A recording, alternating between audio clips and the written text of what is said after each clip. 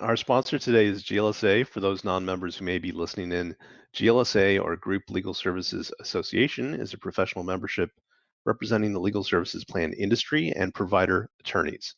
And joining GLSA is just a good way for solos and small firms to increase their business. Check us out at glsaonline.org. Okay, my name is Tom Martin. I'll be your host today. Our podcast today is It's an Alternative Legal World. We're just living in it with Kimberly Bennett. I'm very excited to introduce you to today's guest. Uh, Kimberly Bennett is a trademark and business strategy attorney and founder of K. Bennett Law, a boutique subscription legal services law firm that helps small businesses protect their brands and grow profitable and sustainable seven-figure organizations. She is an innovator, an entrepreneur, a legal industry disruptor, and a business coach who happens to be a lawyer. Also, this year, Kim was named to the Fast Case 50, a prestigious list of legal innovators. Essentially, Kim is not your average attorney, and I'm honored to have her on our show today. Welcome, Kim. Thank you for having me. Thank you, and happy holidays. We're coming up on Christmas and the New Year in less than 2 weeks. How are you celebrating? I think I'm going to be home. So we were trying to decide if we were going to do a last minute trip out of the country to somewhere warm, but I think I'll be home, just kind of relaxing and getting ready for 2020. Yeah, and I definitely hear you about someplace warm. Being based out of Vancouver, it's starting to get pretty chilly, and the prospect of going somewhere warmer would be is really appetizing. So I totally understand. I'll visit Um, one day, just not living in that cold weather. yeah, which brings us to location. So you have, and we'll get into the details a little later, but you have a New Jersey and Pennsylvania virtual law practice, but you live in Atlanta, Georgia. Is that right? That is correct. That is so cool. And I know that you do a few different things, and we'll kind of drill down into that too. But can you give me like an overview of what you do? Sure. So we're trademark and business strategy law practice. And I started my career in corporate. And I really, when I came out right after the market, I came out of law school pre-crash, left corporate post-crash, and had to take my professional development in my own hands. And so I really wanted to still have some of those same consistent revenue, consistent, working deeper relationships with clients, some of those same characteristics in how I worked in my firm. And so I just decided there was maybe a better way to do it. And 10 plus years later, here I am with my firm that really helps brands just build and grow and really, be sustainable so they can drive the impact that they want to have in the world. That's fantastic. And this year you were named to Fastcase prestigious 50 list of legal innovators. Congratulations on that. Thank you. And so I'd like to learn more about all of this, like how you came to this, and learn a little bit more about your story. So if you could tell me, like, where did you grow up? Sure. So I am New Jersey, New York native. I think my childhood experiences, all the things that I've experienced in my life have led me to where I am today. So, and I do believe that we have the opportunity to pull from all those experiences to be better in our personal, professional, public lives. And so that's just where I am today. So I didn't get here alone. I've had a lot of support along the way, but I grew up in New York and New Jersey, pretty much half of each.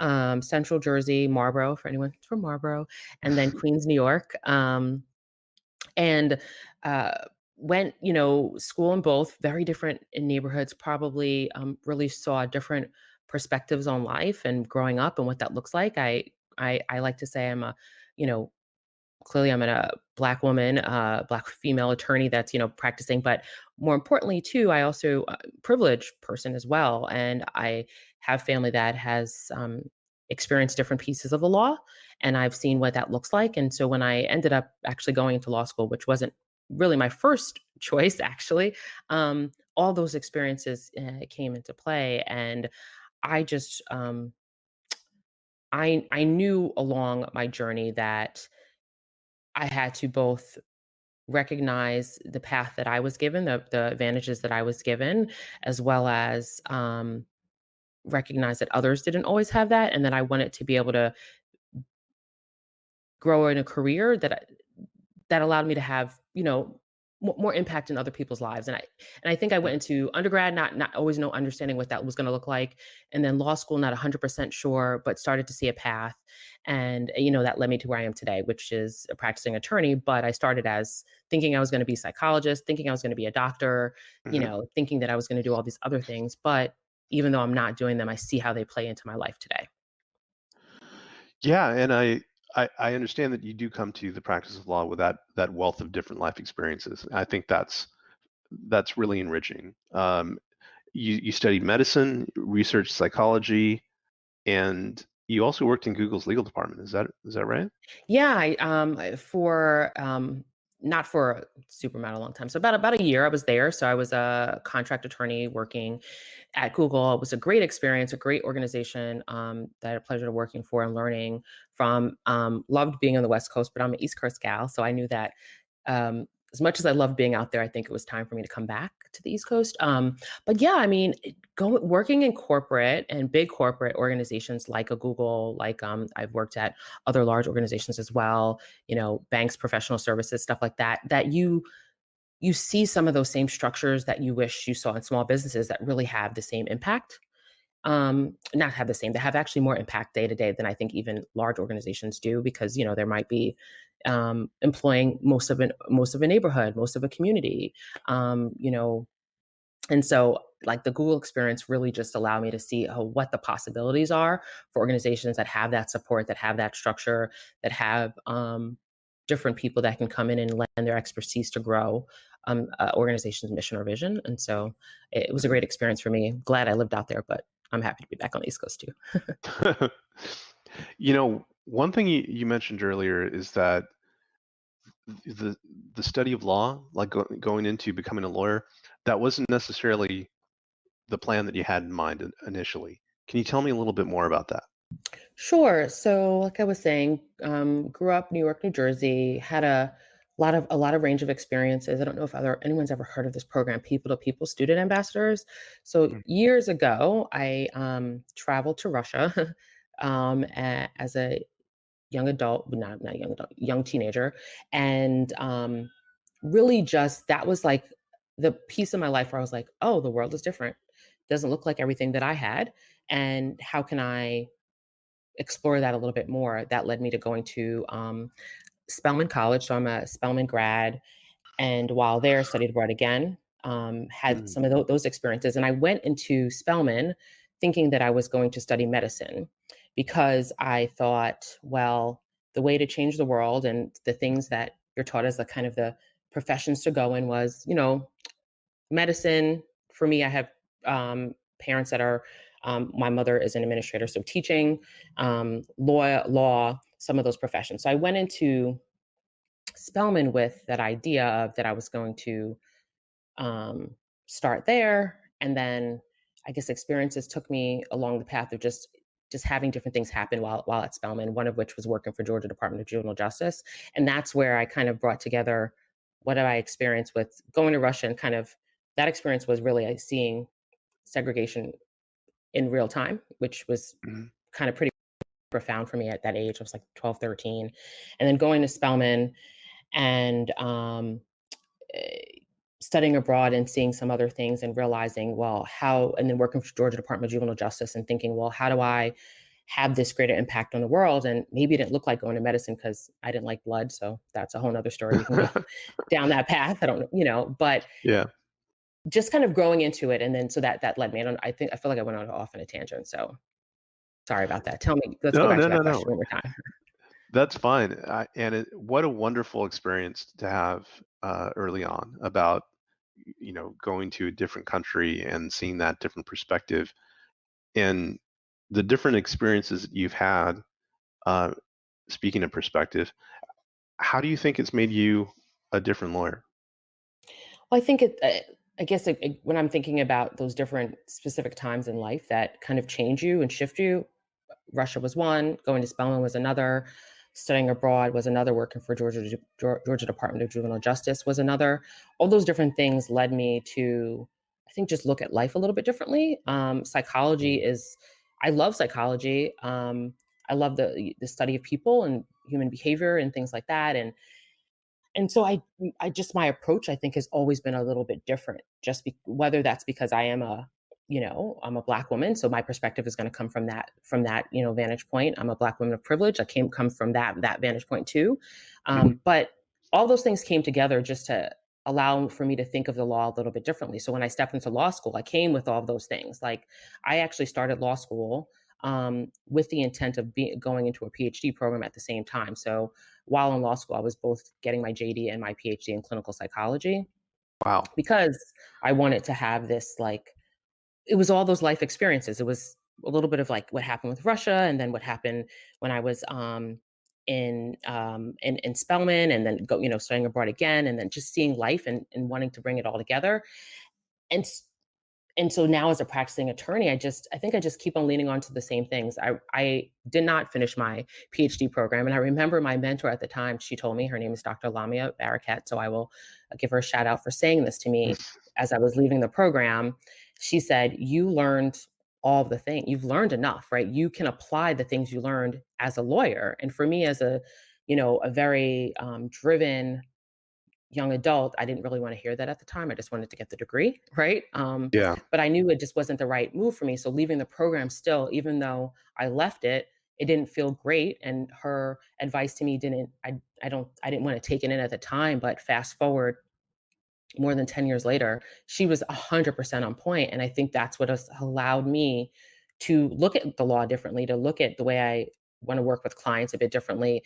All those experiences, then after law school, working in a corporate, like going back to working for big organizations or like, the Googles of the world or anything else like that, just saying, well, how can I bring all these life experiences into how I practice that doesn't have to look like the practice of the law, the way the practice of law used to look like. So all that came together for me and led me to practicing law this way. And I don't think it wasn't just one experience. I think it was the culmination of all those small experiences from young, teenager through my adult experiences, even till today, after Yeah. practicing for over 12 years and so. And speaking of doing things differently, practicing differently, we touched on earlier about a virtual law practice and subscription-based law practice. Um, but for our listeners, I'd love to unpack that. So, first of all, what is a virtual law practice? Sure. And this is a great question because I was having this conversation with someone the other day about what it means to be virtual versus remote. And And so virtual for me, I look at as a tech-driven practice that allows for you to work from anywhere. So when I decided that I was going to go into private practice or to open up a firm, I don't love the idea of private practice, but like that term. But when I decided to open up my business that happens to be a law firm, I decided that I wanted to be able to work from anywhere. That I came from a corporate um I came from corporate where I traveled a lot. I started my career in labor, and so we traveled a lot. I traveled across the country I was on trains here and there, so I always had to have access to things when I needed them. And so then when I decided to open my business, I thought I should have the same thing. And so, but I didn't want to be tied to a location. I wanted to be lean. I didn't want to have all of the stress of the overhead that came with it. So I look at virtual practices as a tech-enabled practice that allows for you to work with clients, engaging technology first, right? Using technology, but not taking away from the core components of still being client focused, still thinking about what the client's experience is like, still thinking about how you deliver high value. It just doesn't have to be in a, you know, 40-story building with mahogany desk. It could be using technology that allows for you to deliver that same high value and allow for you to work from wherever you want to. And so that's how I looked at virtual, really working from anywhere, being able to deliver high value service to clients and using technology to drive my business growth. Okay, so in terms of like what made you consider that, it was that you were already doing it. It sounds like you just right. Yeah, I mean, I think that's really interesting, right? Because here's the thing with it- life. I think that's what I was saying too earlier. This is a culmination of all of my experiences. It's different things were happening. I'm like, well, why can't I do it like this? What's the reason? What's the reason that I can't do it that way? Is it just because someone said no, or is it do ethics prevent me from doing it? Is it just something people haven't thought of. And so, right, I mean, I came from corporate, where as a corporate, when you're working with an organization in a business as an attorney, you're using your legal expertise to solve business issues, and we moved around a lot. So I was moving around a lot. I wanted to still be able to move around and still have that same flexibility. So that's a little bit of where virtual came from, right? Wanting to be able to do that and not have all the overhead of a traditional legal business that I saw others have. Makes total sense. So, why New Jersey and Pennsylvania, and then you're living in Atlanta?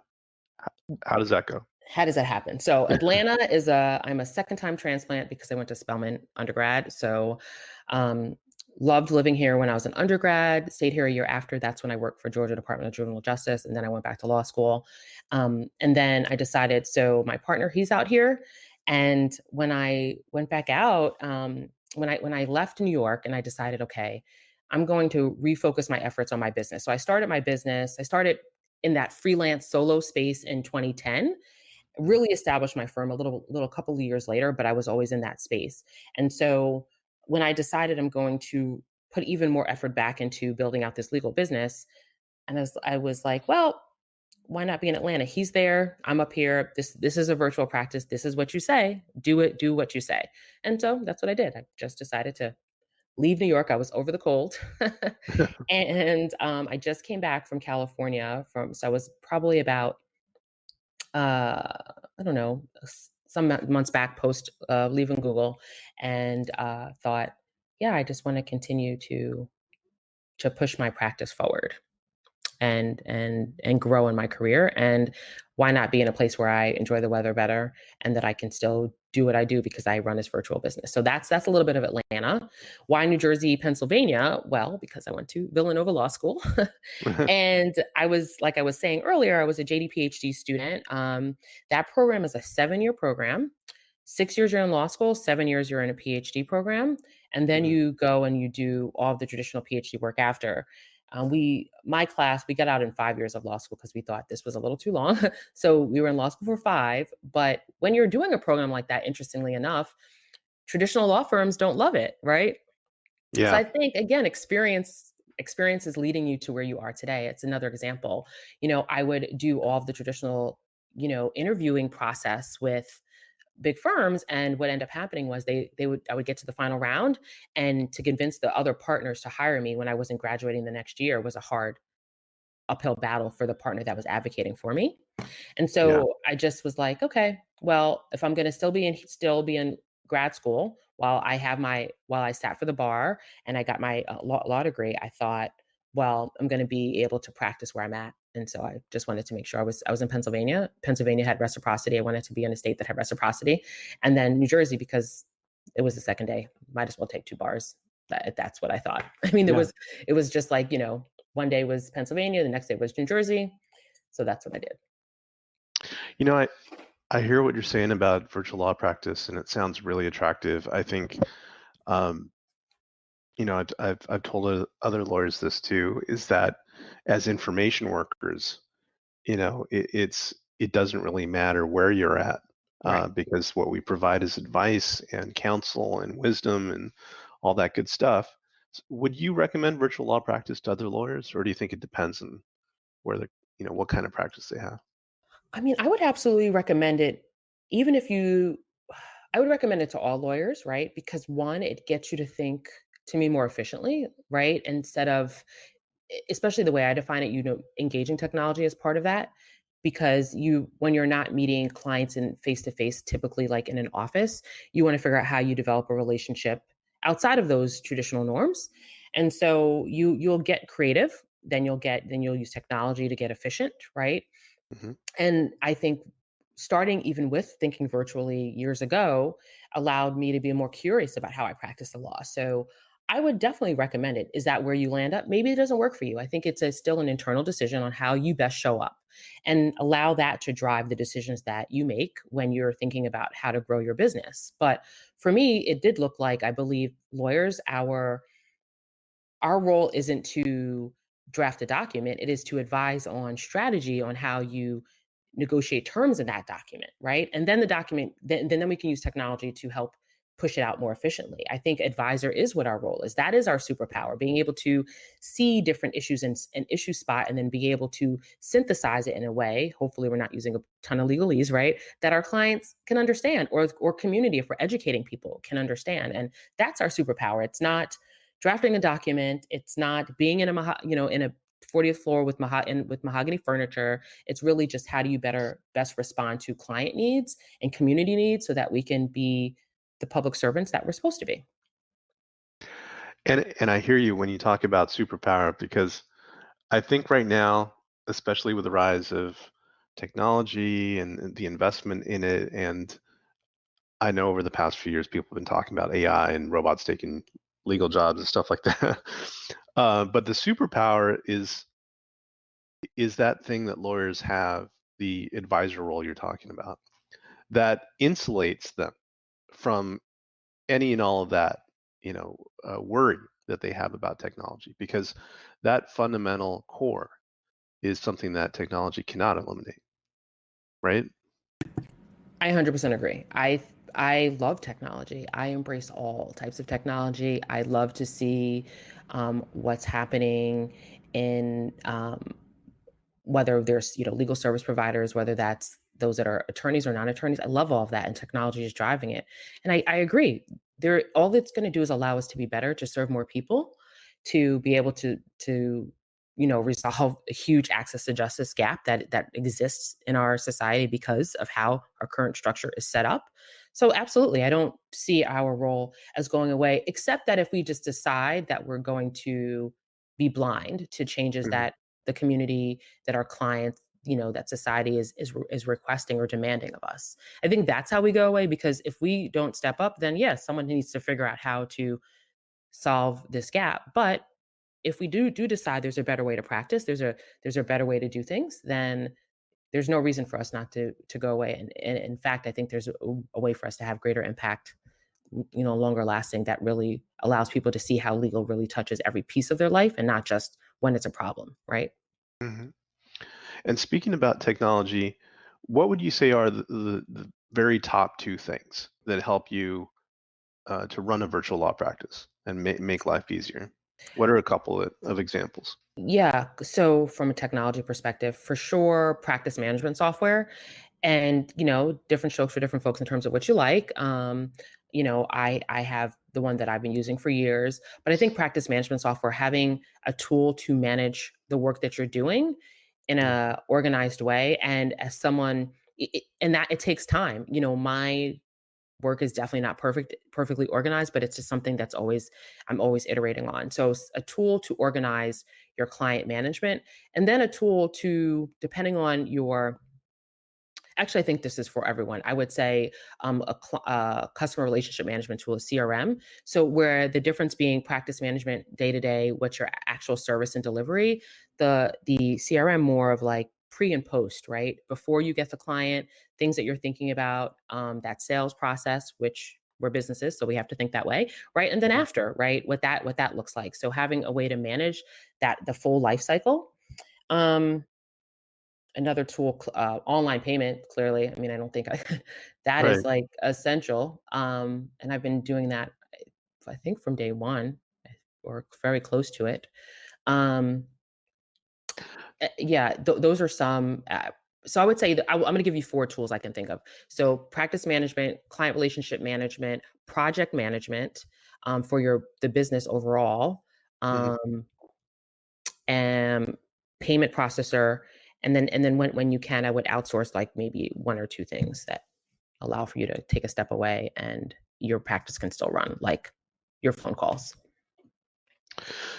So another thing that you mentioned earlier on, and I know that it's part of what you do, is this subscription-based law practice. Yes. And before the call, we talked a little bit about the sponsor here, Group Legal Services Association. They actually uh, deal with subscription legal. But you're bringing this to your private law practice, and tell me a little bit about, first off, what is subscription based uh, law practice? Like, how do you define that? Right. So I look at it as a relationship driven law practice where you are moving away from hourly billing. So it's a non hourly billing focus model that focuses on solving problems for clients just like anything else. And it's just a new way to generate revenue, a different way. So we don't do hourly billing. Instead, it's flat fee recurring revenue. And for every month for a flat recurring fee, you provide a certain set of services, right? And I think it's very aligned with GLSA, right? It's really being able to Definitely. capture what you're doing for your clients, and that could look like anything from, you know, what the same similar pricing to GLSA members to thousands of dollars, depending on how you're looking to service your clients. And so it's really taking hourly billing out of the conversation, moving to value-based billing, moving to relationship driven, and moving towards providing ongoing support for clients across a journey. Maybe that looks like, ongoing support for a year because that's what that relationship life cycle looks like for you and your clients, or several years, which might be a little more aligned with what it looks like for my clients. And Okay. so that's how I look at subscription legal services. So it's a monthly recurring fee where clients are at the forefront, the client relationships at the forefront, and you are no longer using billable hours to generate revenue. Instead, you are looking to provide more value to your clients. Are there are there certain types of clients that it works better for? Like, for example, your clients are corporate, um, like intellectual property type practice area clients, right? Right. Um, do you think? I mean, are there any practice areas you think it might not work well for to have subscriptions? Well, I am of the mindset test before we say no, because I think a lot of us will Mm, say no before we try. And that's what I found a lot. When I talk about this a lot with,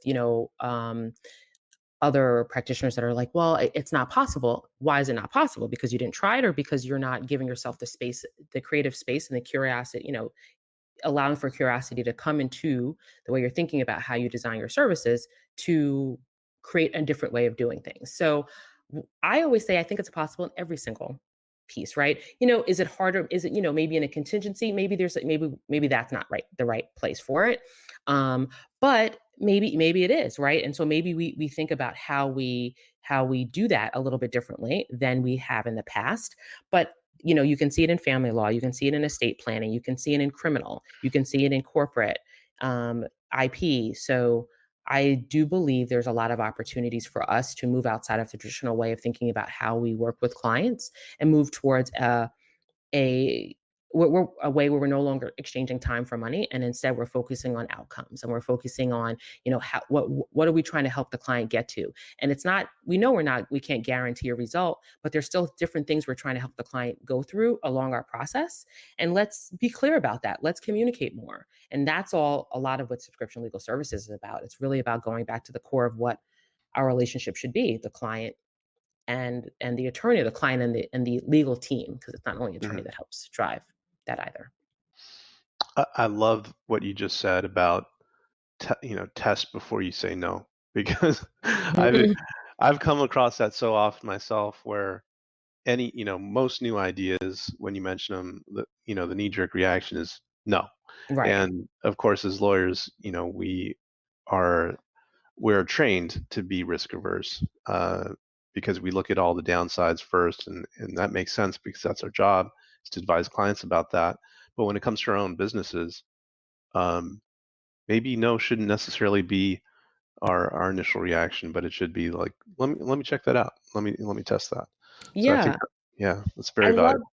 I love this question. This is a question I ask myself a lot. It's just really, what if I? Like, what if I dot dot dot? And then like explore from there, because maybe the end result is no.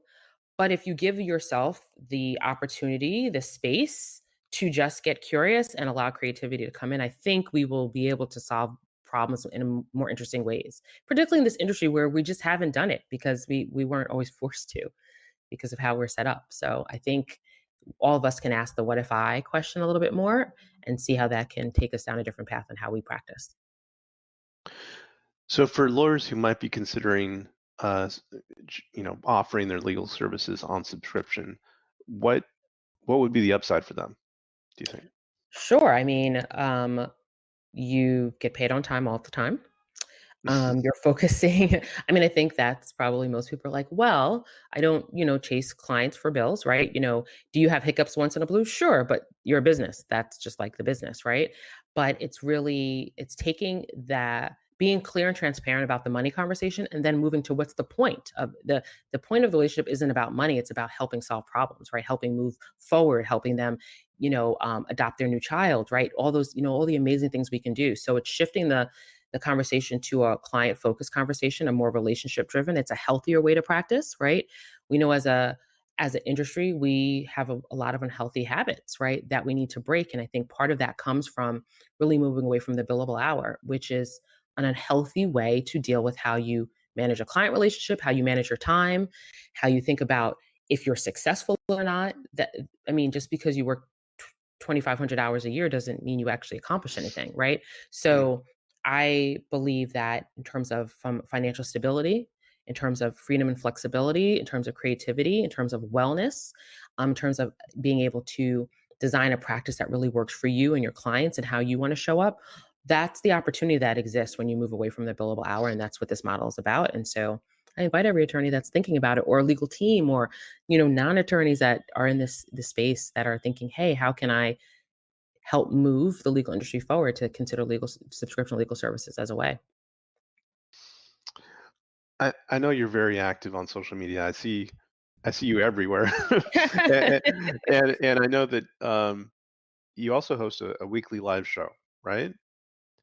How does that fit in with your law practice? Like, does it help you, in terms of gaining new clients? Does it help in terms of just, enriching your own experience of being a practicing lawyer? Like, how does it work for you? Yeah, so I will say if people do say that to me, "I see you everywhere, like your socials everywhere." First of all, I don't do this on my own, and I think it's important to say that, right? Like, I do believe entrepreneurship is a team sport, and I would not be able to be here without, parents supporting, family supporting, team members supporting. So I have a marketing team member that helps me push out a ton of that content. So shout out to Allison, who does help me do a lot of that. Um, So, yeah, so together, I mean, the goal of that, why we put that show out, and so funny, the show has gone through transitions. It was a monthly show, and then it became 2 monthly shows, then it became 2 weekly shows, and then it's now down to 1 Mm, weekly show because I don't know, 2 I weekly just like to shows. yeah, it was 2 weekly shows for 9 months of this year, and then I decided that was a little too much. So we consolidated down to 1.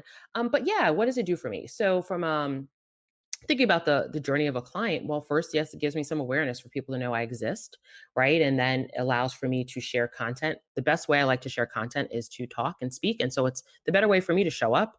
That then Mhm. allows for me to drive a lot of other content that goes out. And so that's kind of our way to create a ton of content that goes out to the rest of our community. I do believe, I'm one person. I have a team, right? But I individually only can work with so many people. Other people on my team, they only can work with so many people. And so I believe that it is part of my responsibility to help and maybe not responsibility is too strong a word, but I do feel like I that it's great to have informed entrepreneurs and informed communities, and the live show allows for me to do that so that even if I can't work with you one to one, I can still provide education. And I think it's another way to educate people that maybe I can never work with. I also do coaching, so it's an opportunity for if those want to see what my personality is like too, if they want to work with me in a coaching environment, there's that. But it's a great way to be able to give my point of view on the law, on business ownership, on impact. And for those that maybe can work with me or can't, because I do work with a certain set of clients, and so I can't work with everyone. So that's just a way to expand who maybe I touch and maybe that I can learn from as well along this process. So along those lines, what advice would you give to lawyers who may be struggling with social media or understanding its importance? Yeah. So it's important first. So here's the thing. You can be the most amazing professional, right? Most amazing attorney, but if no one knows you exist, then you can't help solve more problems. And so we have to figure out a way to be able to show people, like I said earlier, that legal touches a lot of things, right? And a lot of times we think about clients that come to us at the height of an issue, at the height, like they're experiencing that fire, that big pain point in their life. So they come to us. They're about to get divorced, about to have a child, they want to adopt a child, they want to start a business, they want to get their first trademark. That's great. But before those things happen, that person might have been considering adoption. They might be considering what it would look like to have a child in the next 5, 10 years. That's the opportunity that social media exists, where you can start elevating that conversation. You can help them start thinking about steps they can start taking before they even come to you. Because we all know we have clients that come in and we always think to ourselves, if only you came into me a week earlier, a month earlier, a year earlier, I Mhm. could have done so much more. So why not provide that education, right? And social media gives you that space. And so you don't have to be everything to everyone. It's really just about saying, who are the people you want to work with? What are ways I can help support them along that process till it's time for them to hire someone like me, maybe someone like me, and take one small step, right? Maybe the platform that you don't, you like to be on, that also your clients like to be on, and just, take one small step forward and thinking about how you can organize the conversation basically you're going to have with people in a leveraged way. I think that's great advice. You know, social media nowadays is actually what marketing was. I mean, that's the Right. way people communicate is through stories and online. So you're right. If you're not there, there's really no way that people are gonna get to know about you. So, Right, and it connects to all the things you might be doing in real life too, right? So you might be doing all these amazing things in real life that no one knows about. So you have the opportunity to share them on social media, so people can find out about it. And it's a work in progress. Give yourself some grace when you're learning it. You're not going to be perfect. You're going to mess up along the way. I mean, quick tips: just don't share client specific information, right? Share more a little bit about you, about educate people. That's a way to kind of step into it to feel a little less stressful and an opportunity to start, making some strides with social. mhm. And so you do legal coaching as well? Like, do you provide advice like this to other lawyers? So I do business coaching. So and I know like Erin Gertzenzang and her sister, and there's some others like, Erin Levine too. She has legal coaching as well. So I don't necessarily do legal coaching from a client perspective. I do it although I guess they could have be clients, but they don't typically turn into clients like law firm clients. This is really kind of building out your business and thinking about how you can embrace recurring revenue in your business as well. And so a lot of the people I do coach are lawyers, but they're not only lawyers, and it's helping them think through how to redesign their services in a way that allows for them to design a subscription that gives them the freedom, flexibility, and financial, stability that they want. And you have a group called the Modern Legal Collective. Can you tell me a little bit about what that is? Sure. So the Modern Legal Collective that's where my coaching program sits under, and so it's really the idea that I believe entrepreneurship is a team sport, and that I believe in the legal space. A lot of times lawyers, my colleagues, myself included, sometimes we are some of the loudest voices in the conversation, but we definitely are not the only voices. And I Mhm. believe that we need to expand those voices because it's important to have all parties that intersect with legal, which is basically everyone, to really have a say in the future of the law, the future of the legal industry, the future of legal services and law firms. And so I just wanted to design a community of people who thought it was time to change from a traditional way of practicing into a new, more innovative way. And so that's where the Modern Legal Collective started, and that's where the live shows started coming out of. And now I do my Watch Us Lead live show and things like that to support that mission of just not only expanding the legal community, but really allowing people to have that broader impact professionally, publicly, or personally. Wow. So, yeah, I definitely need to check that out. I know uh, th- that I could definitely benefit from some of the advice that you're giving. So, Oh, thank you. yeah, I definitely would like to check that out for myself. Um, so, in terms of the future, uh, virtual and subscription-based legal services are a recurring theme in your endeavors. What do you see happening with that in the next 5 years? Do you think this is a phenomenon that is just a passing fad, or do you think it'll continue? And how do you think it'll expand? Yeah, I definitely think it's going to continue. Will it be here forever? Maybe, maybe not. I think that's the great part of once you step into this space is that you are being curious and creative. And for me, will I be doing subscription legal services 10 years from now? Maybe, maybe not. But if there's a better way to design my legal business, then I'll do the better way, right? Mm, But where do I see it? I definitely see it continue to grow because it's still new. I've been doing it for a long time. Didn't have a term for it at the time, and I just knew there was a better way to work with clients. It didn't look like the traditional billable hour and or traditional law firm structures. And so I do see it as the future. I do see it as moving towards a client driven model where we're no longer trading time for hours because I think that's just absolutely unhealthy and unrealistic when you're trying to grow. And mhm. so I'm excited to see where it goes as more people embrace it, as more of the bar associations start thinking about, hey, there's a better way to think about how we need to work with our clients, right? And to move away from some of the traditional mindsets that are associated with that. And for virtual practice, absolutely. And I people have been doing virtual practices for a very long time, and definitely not the pioneer of that. But I've found it to be a rewarding way to not feel so tied down, but still being able to have the impact that I want. And again, if you take the perspective that, as a virtual practice, I've had times where I've had traditional office space. I just didn't meet clients there, right? So you can Right. design however you want to. And so I think if you move with the idea that it's technology driven, it's client focused, same with subscription, right? Those same ideas are core to both. And if you move in that space, then virtual, if that works for you, it'll still be the way to do it. If subscriptions, if that works for you, it'll still be the way to do it. But I think at the core of what the future of legal services really, is that alternative way of doing things. It's putting clients at the center, not losing yourself along the way, being profitable and sustainable, and knowing that technology can support and enhance what we do. And so we should really be embracing it as much as possible. And so for me, that means those two things. So we're on the threshold of the holidays. It's coming up real quick, and I'd love to know what your holiday resolution is, if you'd like to share it with us. Sure. What's my resolution? I think I'm coming back to a resolution I did before, which is, in the nicest way, learning to say no a little bit. Um, I love being a part of a lot of different things. I love innovation. I do. I love being on the cutting edge. I will test the newest piece of technology. As soon as it's out, if it's new, I'm trying to test it. Right.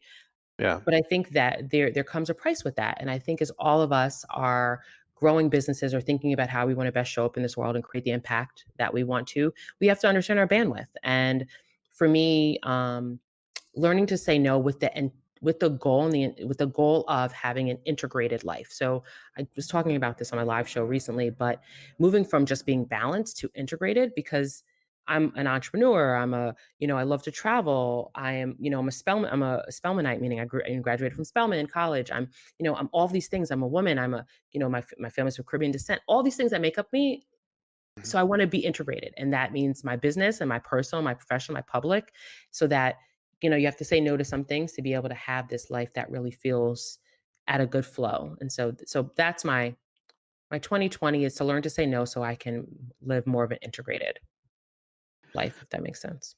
Yeah, it makes sense, and actually ties into the follow-up question I had, which was, any words of advice you have for dealing with holiday stress. And I think that learning to say no would definitely Yes, help that's with that. definitely one of them.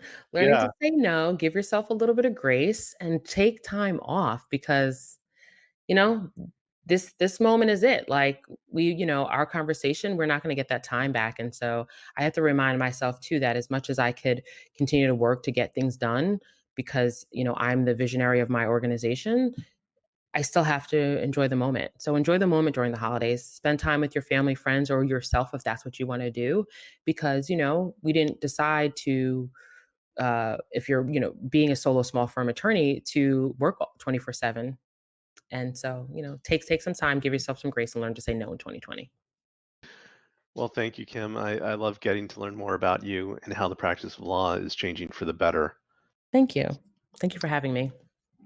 How can people follow what you're up to and keep in touch with you? Sure. Well, I am across all social media at K Bennett Law. So the letter K, Bennettlaw. And of course, I would love if, if you guys have a moment, you always can catch me live on Watch Us Lead, the live show, or all the replays are available on demand. So you're welcome to join and watch a replay as well. So that's how you can find me. That's great, and I know I'm definitely going to be checking them out. So thanks again for being my guest today, and thank you all for listening into our podcast today. It's an alternative legal world. We're just living in it with Kimberly Bennett. This is Tom Martin. I want to thank again GLSA for sponsoring. Remember, joining GLSA is just a good way for solos and small firms to increase their business. Check us out on glsaonline.org. See you next month. Thanks, Kim. Thank you.